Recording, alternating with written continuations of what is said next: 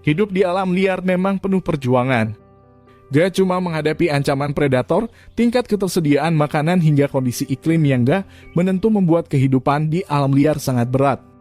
Hanya yang terkuatlah yang bisa selamat.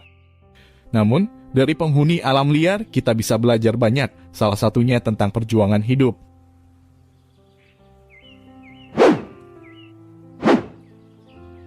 Satu, jenis angsa berleher pendek atau goose. Angsa tritip merupakan salah satu jenis angsa berleher pendek atau goose. Mereka unggas yang indah dengan perpaduan warna hitam dan putih yang menawan. Tubuhnya bulat dengan berat antara 1,4 sampai 2,2 kg, dikutip dari laman Animal Diversity. Sementara, paruh hitamnya pendek dan mungil. Angsa dengan nama ilmiah Brantalochopsis ini merupakan jenis goose bercorak hitam. Tampilannya mirip dengan angsa Kanada, tapi mereka tampil unik dengan leher dan dada bagian atas berwarna hitam serta perut berwarna putih. Sayapnya yang bisa selebar 145 cm pun tampak menarik. Bulunya berwarna abu-abu keperakan dengan belang hitam putih yang membuat ia terlihat berkilau saat terpantul cahaya.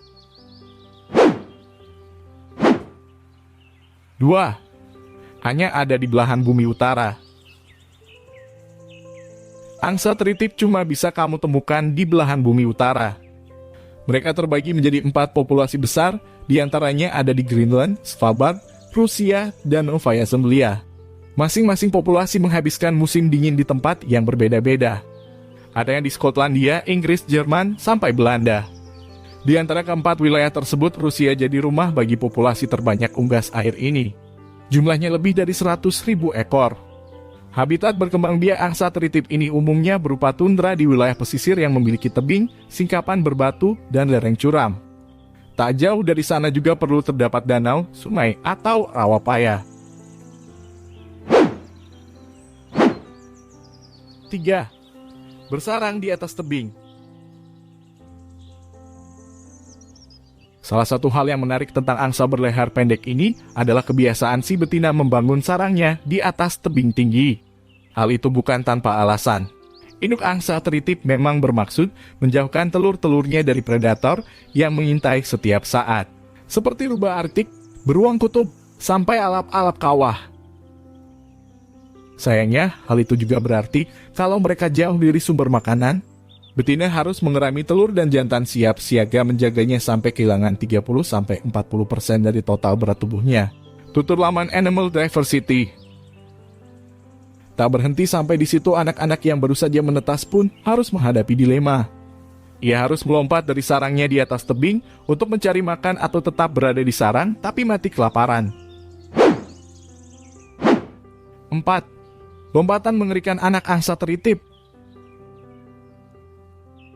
Angsa tritip merupakan hewan percocial yang berarti langsung bisa berdiri dan bergerak untuk mencari makan sendiri begitu menetas.